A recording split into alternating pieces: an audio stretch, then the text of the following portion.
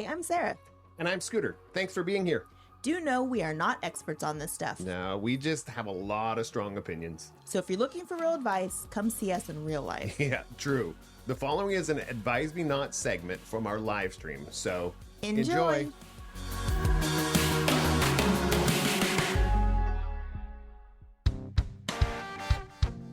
Advise me not.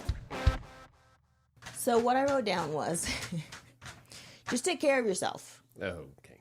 And I understand that this is going to sound real judgy, and Okay, I while you don't do this, I'm actually going to care. pour another beer. Oh, but then you're not going to hear what I say. We'll just pause it. Pause what? Life? Just pause the show. Okay, back. Sarah doesn't know how to vamp. Nothing. All right, here we go. So, This is so entertaining. go ahead. I can talk. I can talk Nope. by myself. No, if you need me here, I'm here. Get out of here. I don't need you. Monologue it. I am. Get out of here. Do you want me to put a picture of me up here? No. With just me doing this? Oh, that's rude. So, in the last, what are we in, February? So, since the beginning of January, Of time. I just feel like people around us, including us, have just forgotten that we have to really just take care of yourself. And when your blood pressure is high, like, let's do something about it. And when you realize that you don't actually feel well, let's just do something about it. Because for as much as I think we've pushed through when we're in our younger years, I'm realizing, one, that we don't rebound as well as we did when we were younger. And also, I feel like the opportunities out there to get better aren't that great.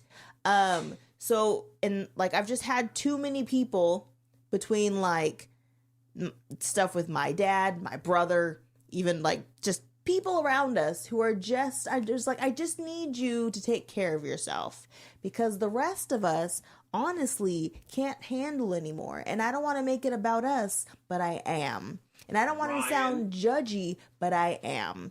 So I'm calling out Ryan right now. I wasn't going to, but I did. Scooter did. Ryan, take care of yourself. So I just need everyone, including us, to realize that we need to do better. And then let's do better. Because for frick's sake, man, I just can't Yeah, it's hard. take more things. And it's not about you. No, and I said, But But it is about. I mean, my biggest push for mental health and physical health, which I'm not physically healthy by any means, but I'm healthier than I've been in a while. right. Just in general. And it had to do with my kids and my grandkids. Let's be real. Don't do it for you. You don't have to do it for you. Yeah. Do it for your kids. Put yourself in their shoes and going, wow, I'm in my 30s and lost my dad. Right. I'm a 20-year-old and I lost my dad. I'm a 3-year-old, 4-year-old, lost my dad. Right. Put them in that perspective. I was that's why I was oh, okay. Yeah. Even if because realistically, let's just say you're not really close to your parents, but they pass away. It's still devastating, especially Yes. if you're a young kid, Yeah. or you're a teenager, you're in your 20s, you're in your 30s.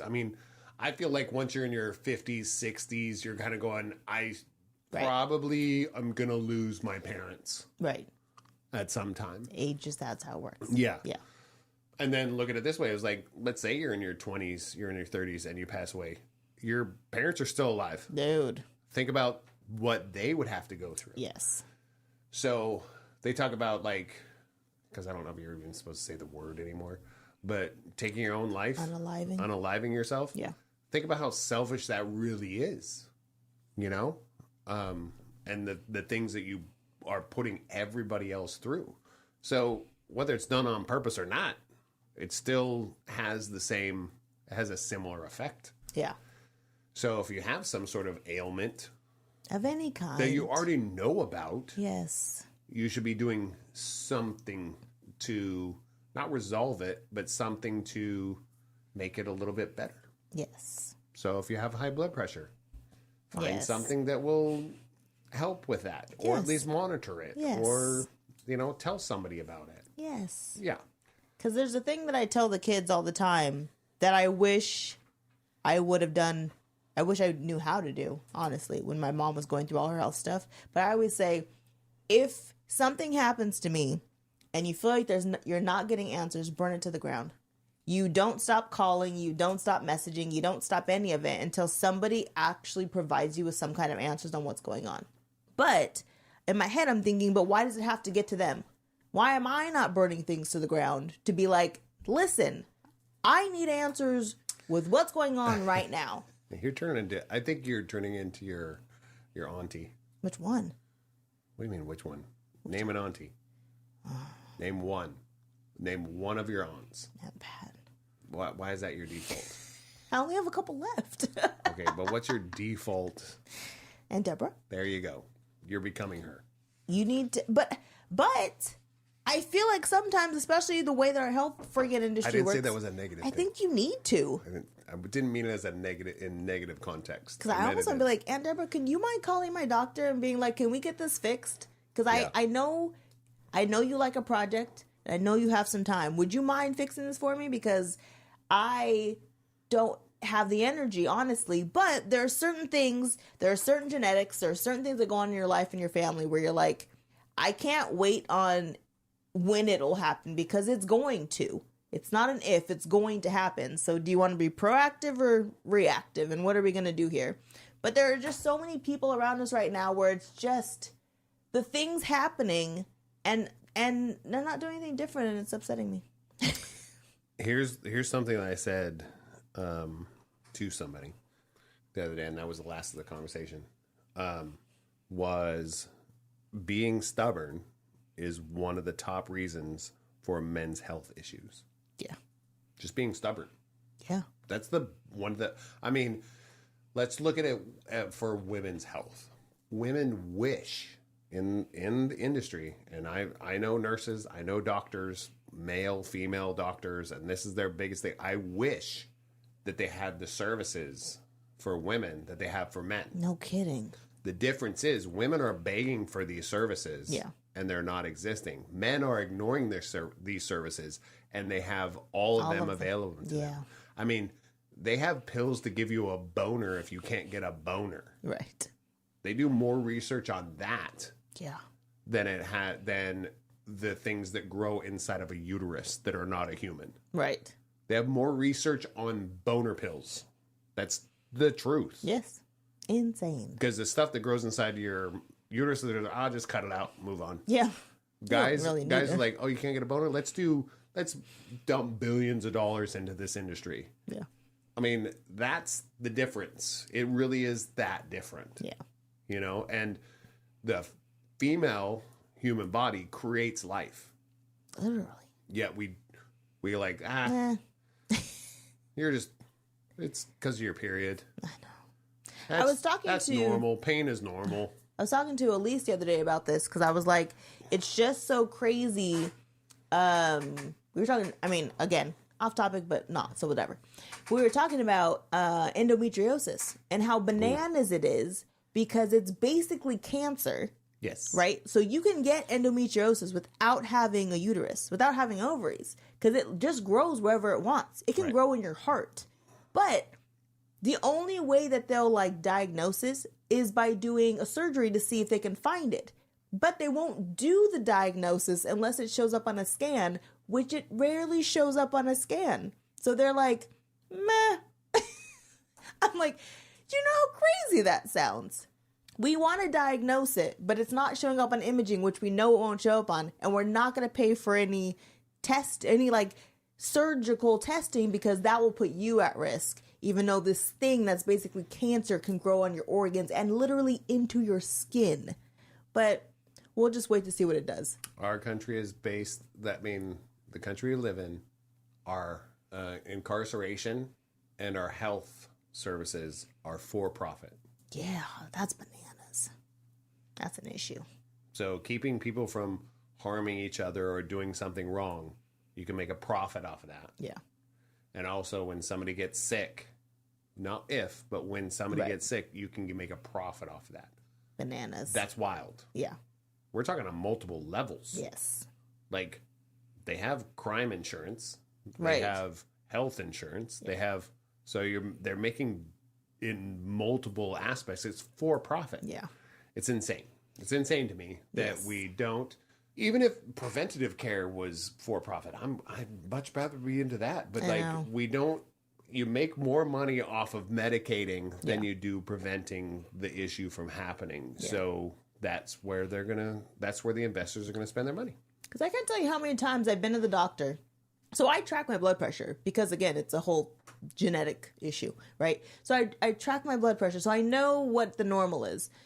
The amount of times I've been to the doctor where they've checked and they're like, it's high. And I'm like, okay, normally at home it's not high, right? And that's it. It's not a like, hey, you should come back. Hey, maybe we should monitor this. Hey, maybe we should think about putting you on medication because every time you come here, it's high. It's not or hey, why don't you track it at home and send us your number so we can make sure it's a thing?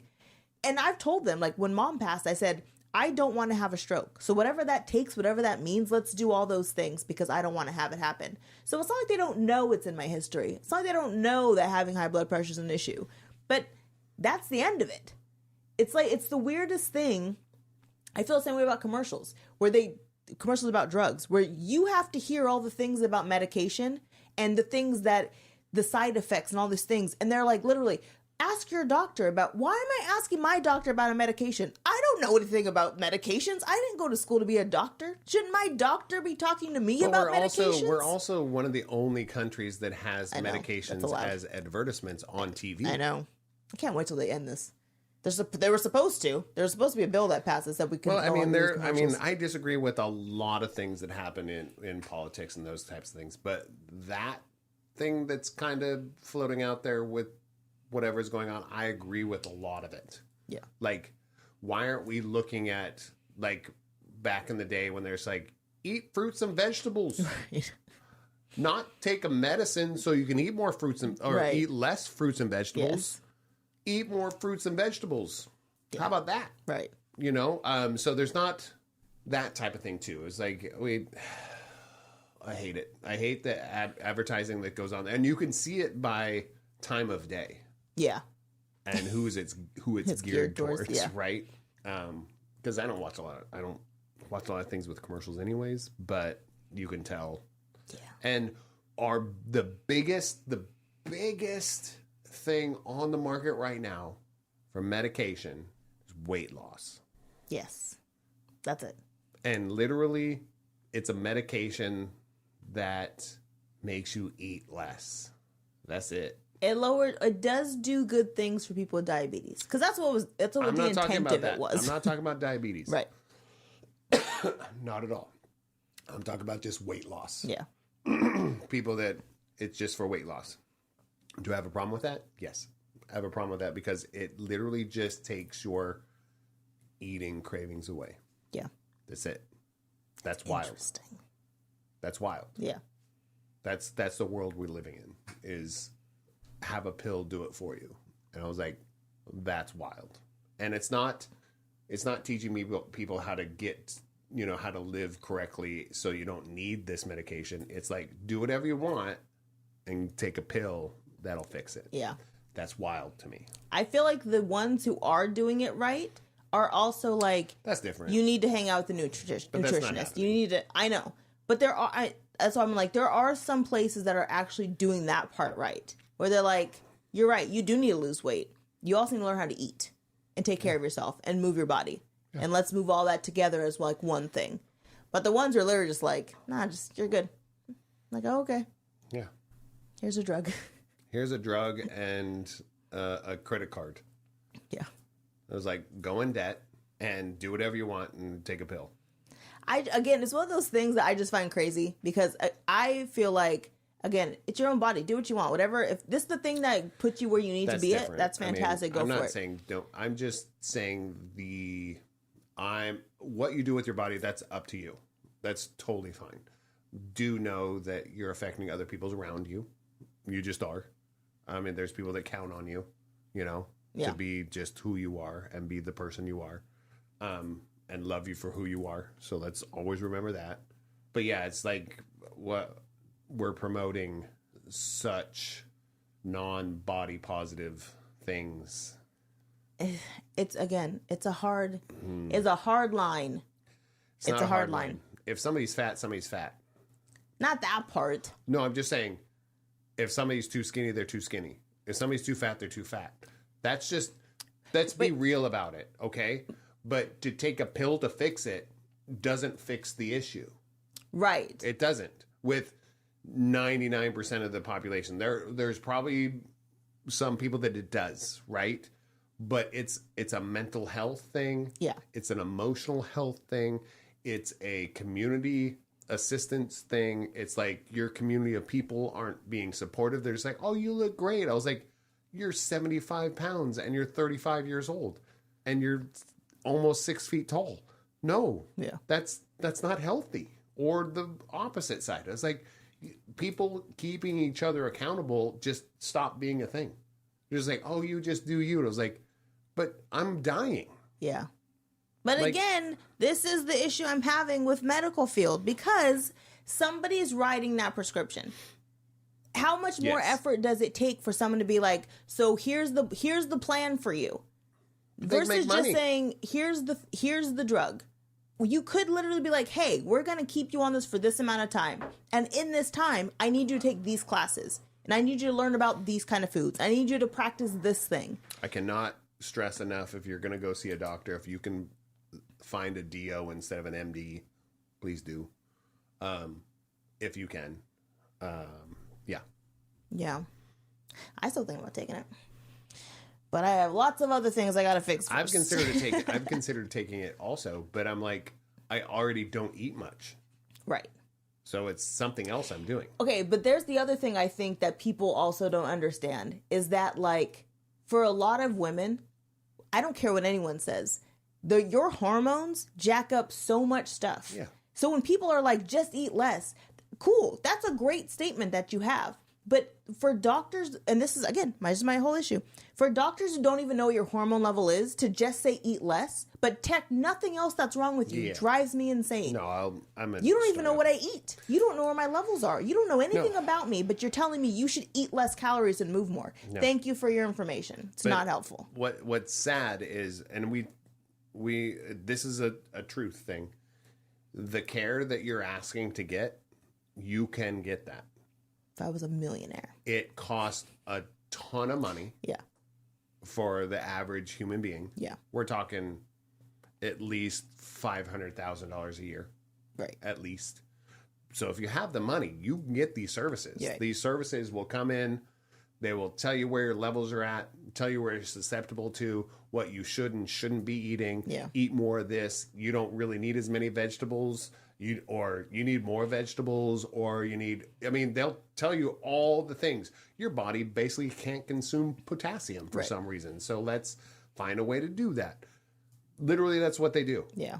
That's what they do when it comes to people who have a ton of money. So the ton of money is not about getting personal trainers and personal chefs.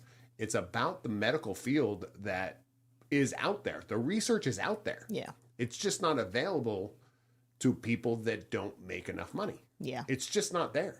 People will come to your house and put an IV. They'll test you, tell you what your levels are at. They know exactly what cocktail of good stuff to put an IV in your arm, and the rest of your day, you're feeling great because all the nutrients that you can't get in other things are being put into your body. Do you have an extra $500,000 a year to do that? Right. Most of us don't.